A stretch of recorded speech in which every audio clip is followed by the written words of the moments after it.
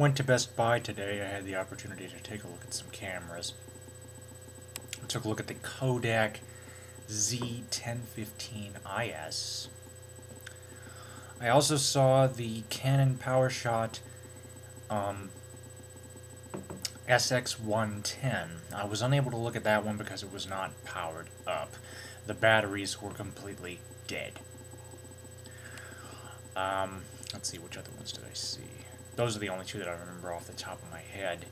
I believe I saw a Panasonic of some kind, but I never really did get the chance to play with that. I did. Oh, the Nikon P80. I like all of them, primarily because of the design, and the salesperson told me that what I'm about to show you and the Canon cameras seem to have the best video quality. What I'm about to show you is a camera that really sticks out. Now, I was thinking about price, and I decided not to go over $300, but this particular camera would be a very serious exception to that rule. And it all has to do with one feature that I'm going to point out.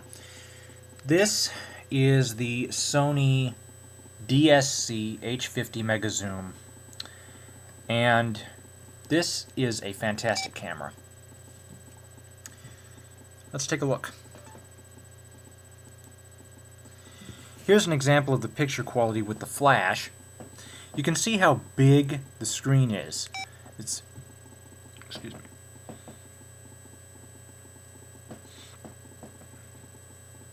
It's a good 3-inch size, which is as big as the digital still cameras come.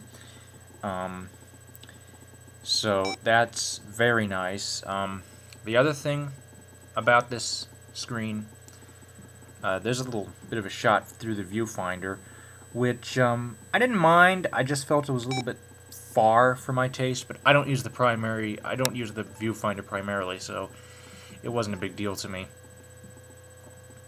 Now, take a look at the screen. You notice that it's kind of hard to see there in that picture, but you notice it's sort of in front of the viewfinder.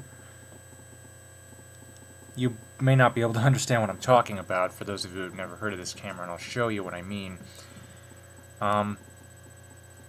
This is sort of like the menu system.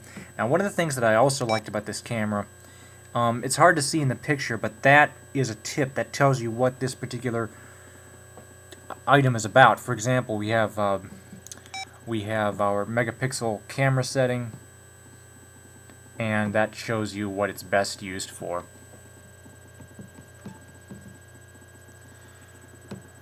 The large text on the display was very nice. This was for the easy menu, but even in the detailed menus, you could see the text was fairly good sized.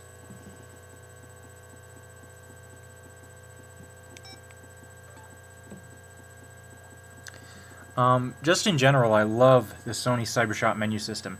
You take a look over here on the right, you have what mode you're in, and on the bottom it tells you what that mode is used for.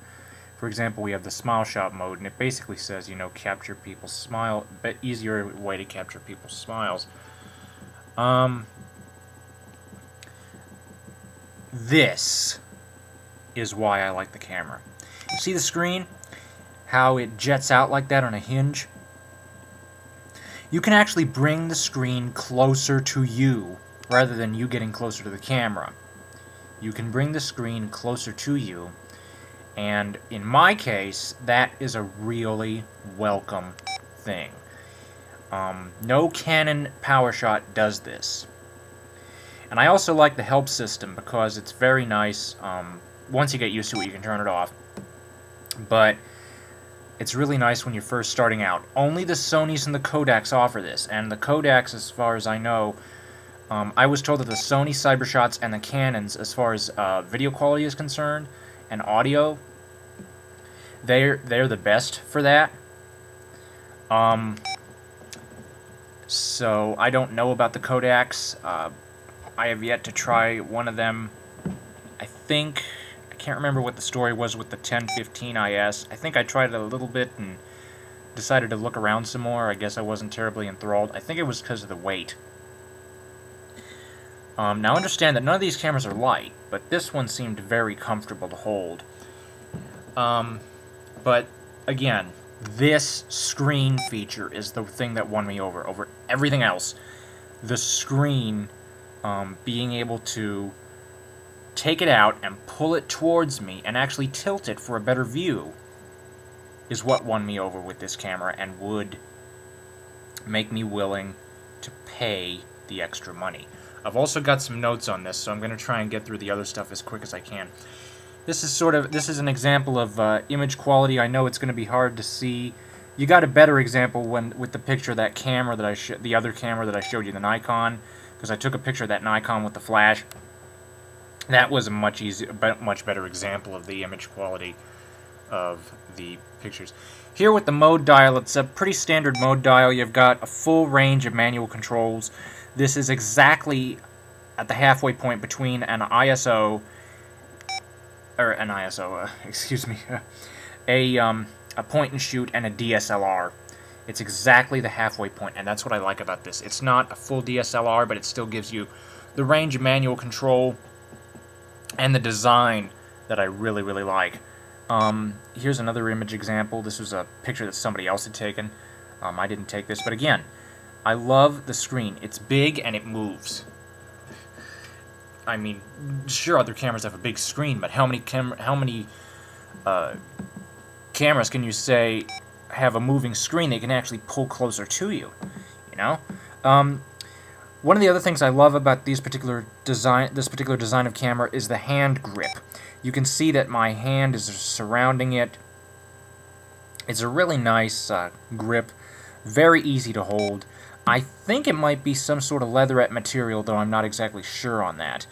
But overall, it was very comfortable. This would be extremely easy to hold with one hand, much easier than the Nikon, in fact.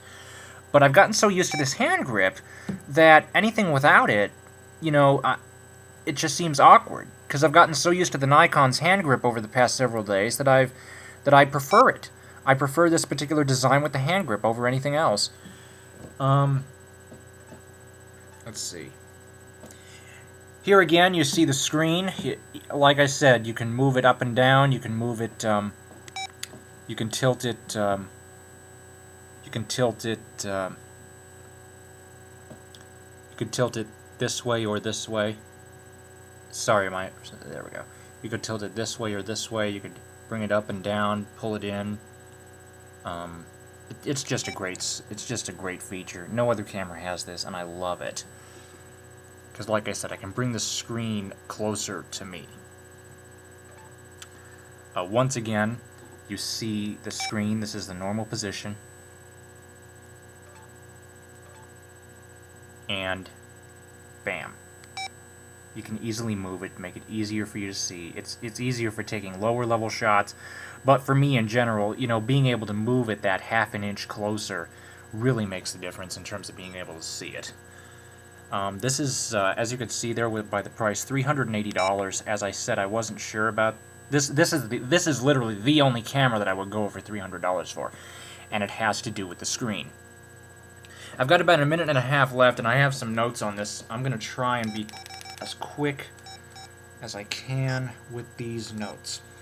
Awesome picture and video quality. I did try the videos. Very nice sound. Adjustable swivel screen. Again, that's the key feature behind this camera that I like. Great feel in hand. Again, we have the leatherette grip. It's just fantastic. And I've gotten so used to the grip on the Nikon CoolPix 8800 that I couldn't do without it, to be honest. The menu system was very nice. Interface tells you what the mode's used for. It's very helpful.